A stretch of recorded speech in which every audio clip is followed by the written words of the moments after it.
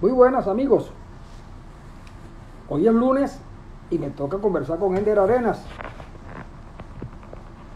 con el doctor Arenas Barrio, que debe estar celebrando los 50 años de la creación de la Escuela de Sociología en la Universidad del Zulia.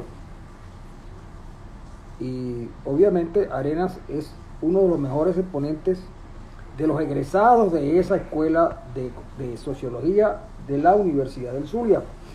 Arenas ya no termina de abandonar la sociología porque es parte consustancial de su vida. Sin embargo, no podría opinar yo acerca de un tema tan importante si él no está presente. Quien sí está presente es nada más y nada menos que una de las más fervientes, yo no sé si audio televidente de estas conversaciones de Arenas y Francisco Rojas, como nuestra gran amiga Alba Medina Coronel. Ella es una venezolana que ha luchado mucho, que tiene un gran sentido de lo que es la responsabilidad cuando se trata de ayudar a nuestros coterráneos, que por las razones que todos sabemos han salido de Venezuela. Ella es muy apreciada en los círculos políticos, incluso periodísticos de la ciudad de Florida, porque su trabajo es verdaderamente un trabajo encomiable. Yo, aparte de tenerle un gran afecto por esas cosas que hace, también porque es una excelente persona, y yo poco o nunca me he visto con ella, pero siento una gran cercanía, una gran afinidad. Por eso aprovecho que Arenas no ha llegado todavía para hablar de estas cosas.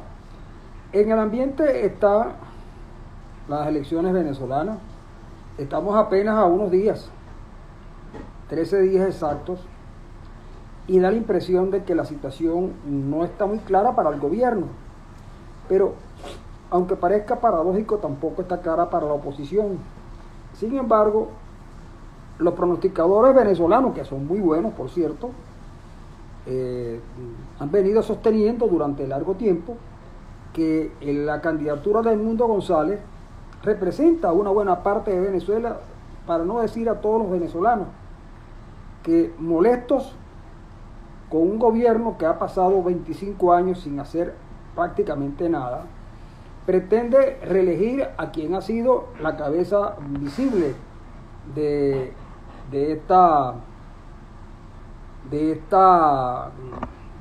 esto que llaman gobierno. Pues bien, lo que sí está claro es que corrupción e ineficiencia se han juntado en Venezuela, y eso es prácticamente un elemento en contra de Nicolás Maduro, a quien, por cierto, ahora lo llaman el gallo, y nadie sabe si es un gallo, porque los gallos tienen dos características principales. Uno, que son muy rápidos, aunque realmente el ratón es mucho más rápido que el gallo, a pesar de ser el gallo quien se lleva las palmas en ese sentido.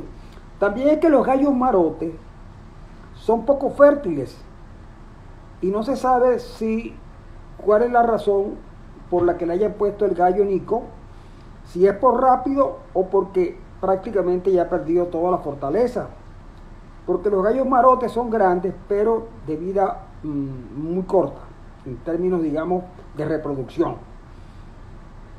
Dice Alba Medina Coronel que es un gallo pataruco, que también, y la palabra pataruca es una palabra fea. Bueno, de todas maneras, no nos toca a nosotros evaluar las potencialidades de Nicolás Maduro, sino serán los venezolanos en el momento en que decidan ir a las urnas y votar. Hay quienes dicen que el gobierno solo ganaría si se da una gran abstención, pero es que ciertamente cuando se hacen las encuestas, a la gente se le pregunta qué disposición tiene de ir a votar, y en este caso la gente está dispuesta a ir a votar. Bien, es cierto que los gobiernos tienen ventaja porque tienen dinero, porque tienen capacidad de movilización, Pero también es verdad que una buena parte de los votantes se movilizan por su cuenta si tienen algún interés en hacerlo. Y en este caso pareciera ser que sí, que los venezolanos tienen un interés en salir de un gobierno que efectivamente no tiene razones para pretender reelegirse. Y no tiene razones para reelegirse por todo lo que sabemos. La gente que mayoritariamente sigue mis conversaciones con Arena está ubicada en el estado Zulia, y allí, desde que Chávez llegó a la presidencia, se le empezaron a prometer al pueblo zuliano una serie de cuestiones, como por ejemplo algo así como un tren mollejudo que iba a ir de Maracaibo a Barquisimeto, otro puente sobre el lago, del que se dijo que iba a ser un puente subterráneo. Yo nunca entendí por eso, porque cómo se podía hacer un puente subterráneo si tenía que ir, pues, sería en todo caso sublacustre. También se habló de un complejo criogénico y de un montón de cosas más, pero que en definitiva nunca cumplieron, y no han cumplido nunca. Y cuando han tenido gobiernos chavistas en el Zulia, su obra de gobierno ha sido verdaderamente nula.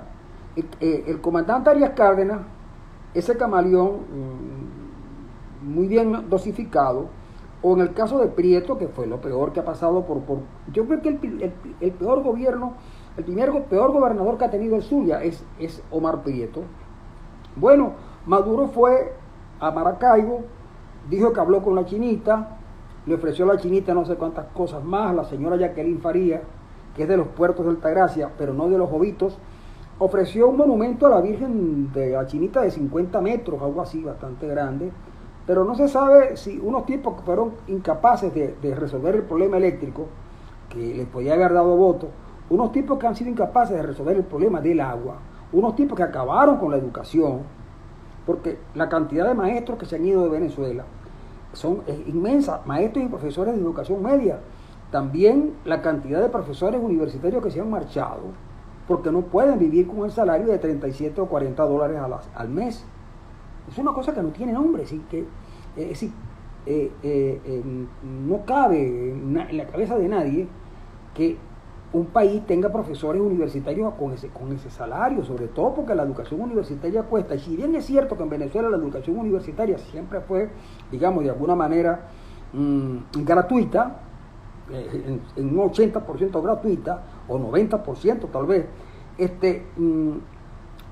y había que retribuir al Estado la inversión que hizo en todos nosotros, no es menos cierto que después que tú alcanzas un nivel de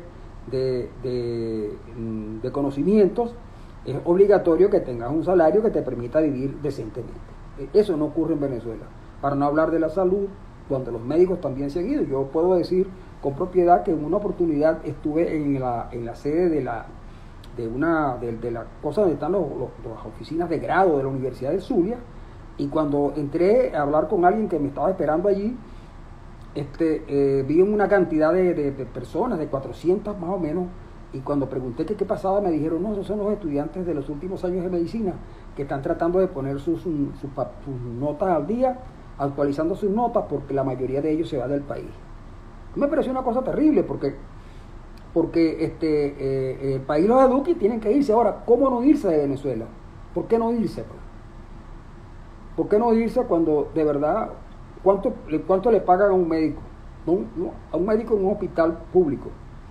Y las consultas privadas también bajaron porque la gente no tiene como pagarlo a los médicos, lo que los médicos tienen que pagar por consultorios en las clínicas, etc.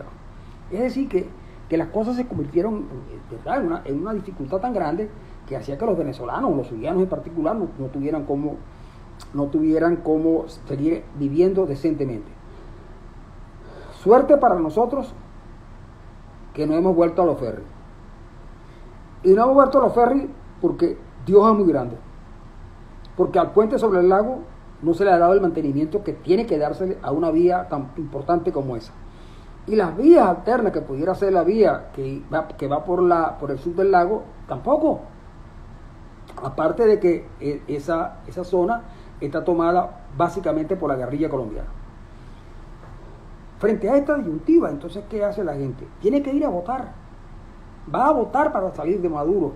Va a votar para salir de los Rodríguez. para salir de Iris Varela, para salir de Delgado Cabello y para salir de todos esos tipos que se enriquecieron a la vera de un discurso que se suponía que era para llevar a los pobres a un estadio superior de vida. Y no fue así. Fueron falsedades. Por acá me escribe Alba y me dice que una señora, creo que fue esta señora Jacqueline Faría, siendo una autoridad muy importante en Caracas, dijo que iban a sanear el Guaire. Y por cierto, eso nos causó un problema familiar a nosotros, porque yo tengo una tía que nunca se había bañado en las aguas de un río, porque en Margarita, donde ella vivía, había un río llamado Río San Juan, pero que tenía agua cuando en Margarita llovía, y eso era muy pocas veces.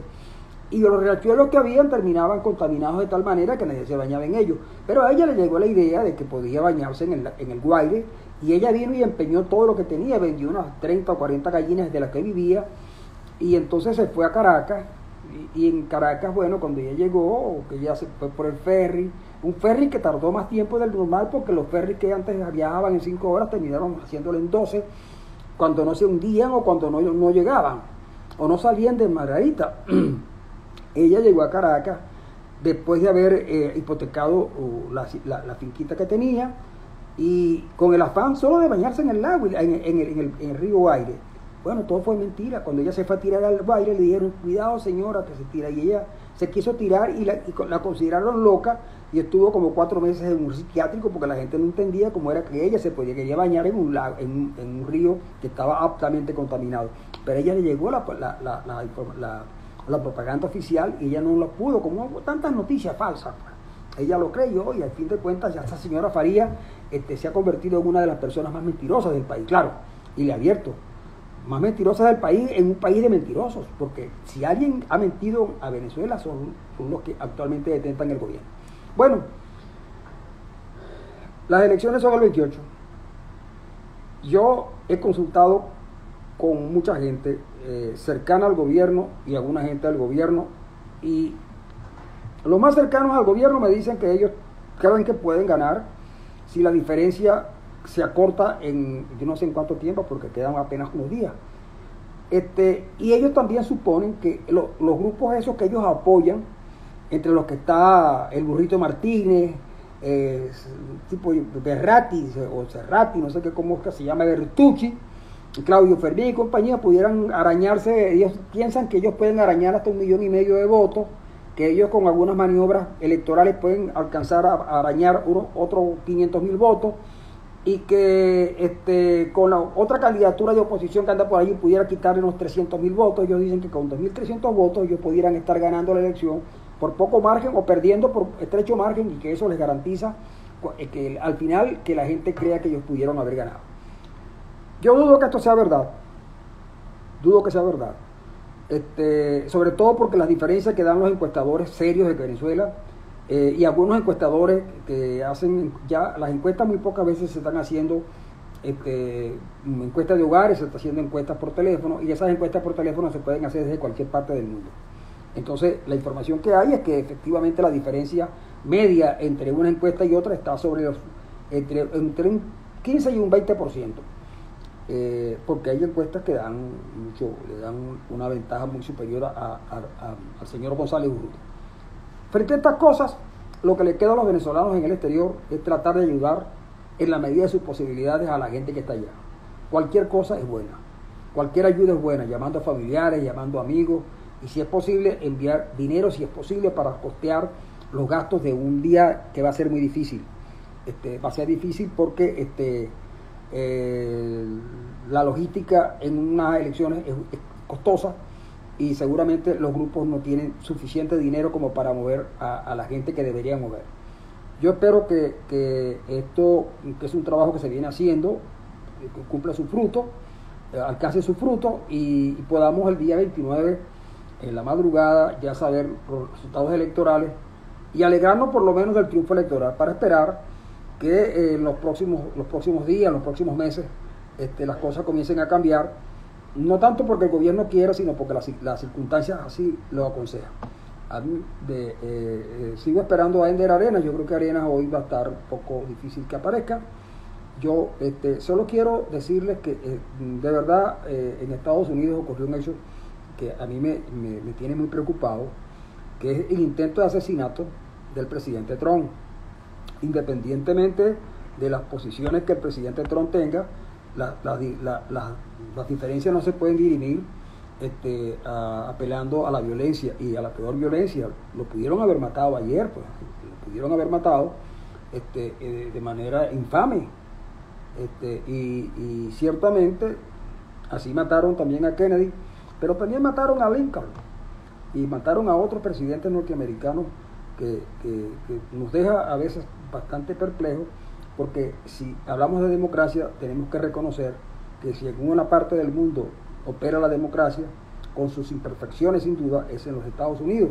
Y cuando ocurren hechos de esta naturaleza, de verdad lo más importante es cerrar fila en torno a todos aquellos que creen que las salidas tienen que ser las normales, es decir, una salida electoral, como siempre ha sido, y evitar y condenar estos actos de violencia que, en definitiva, no favorecen a nadie, salvo que tenga algún otro interés, que no sea el interés de defender un país que ha sido, con sus dificultades, un faro de luz, no solamente en esta época, sino en el pasado, para otros países alcanzar niveles de estado superior, de vida superior, y además de eso también tener ventajas desde el punto de vista de la libertad, de la democracia, etc.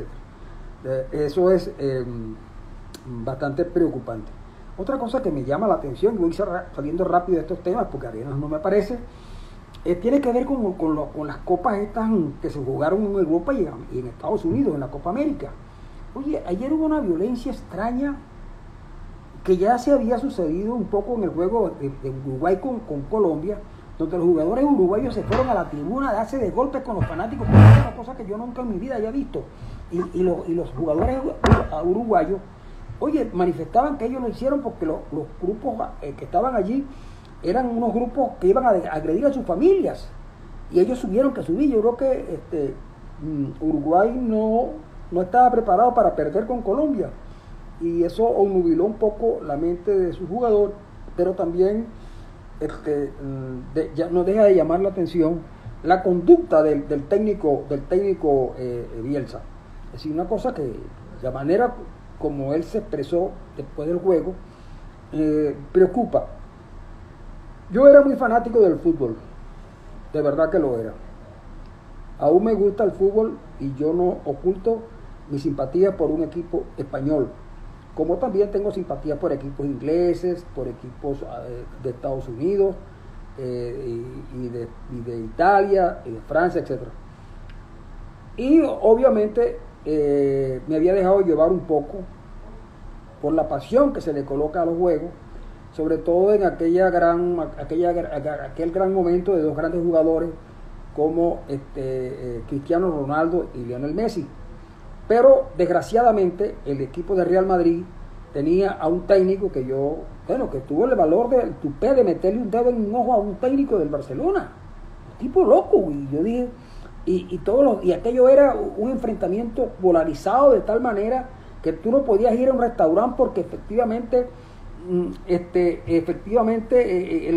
los que eran tus amigos y que con los que conversabas amigablemente en algunos momentos importantes de temas mucho más trascendentes que el fútbol, entonces actuaban de una manera tan extraña, tan difícil. Incluso había unos niños que faltándole respeto a los mayores burlaban, y entonces dije yo, mire, esto a mí me ponía mal. Y entonces un día a mi hijo, que también le gusta el fútbol y era también de Barcelona, le dije, no sigas el juego con tanta pasión, porque cualquier día de esto, en situación sobrevenida, tú pudieras sentirte muy mal y crear un estado de ánimo en otra persona que termine en una violencia innecesaria. Yo desde esos días comencé a ver el juego desde otra manera. ¿Sí? Y yo soy fanático del béisbol, y lo he sido toda mi vida, y por supuesto no me atrevería a ir a un estadio en Boston con una gorra de los Yankees,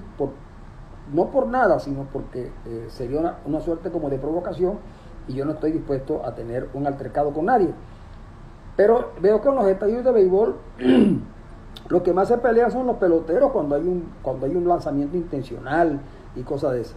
Y llama la atención porque justamente Estados Unidos va a ser la sede de la Copa Mundial, y si no hubo capacidad para responder a la violencia que se generó en ese juego, ¿cómo se pretende ser sede de una semifinal cuando el espectáculo que se dio fue un espectáculo verdaderamente bochornoso, que hizo que el partido se suspendiera más de allá de una hora, cosa nunca vista? Y me dicen que se hizo el juego a pesar de que los organizadores querían suspenderlo, porque Shakira, que estaba cobrando una cantidad bastante fuerte de dólares, manifestó que ella no podía cantar el siguiente domingo porque ella tenía un compromiso y a Shakira se le había adelantado algo y tenían que pagarle si no cumplían con la cuestión. Eso me lo dijo un periodista hoy acá y me explicó un poco la situación. Oye, por un lado vemos la violencia armada en las escuelas, gente que puede comprar un fusil,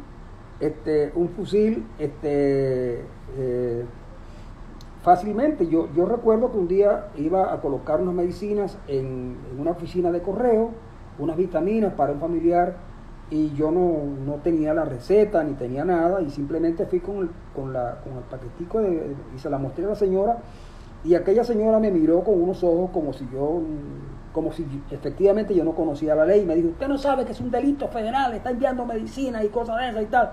Entonces yo le dije: mire, yo no sabía, yo lo que quiero es que...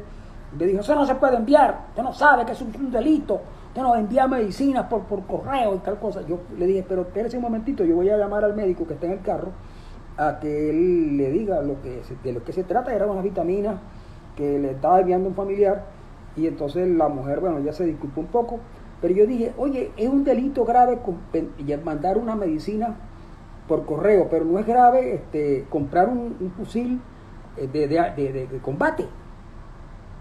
Es una cosa que yo no termino de entender. Y casualmente, cuando ha habido movimientos para tratar de desarmar la población, porque ha traído consecuencias graves, sin embargo, hay gente que se opone.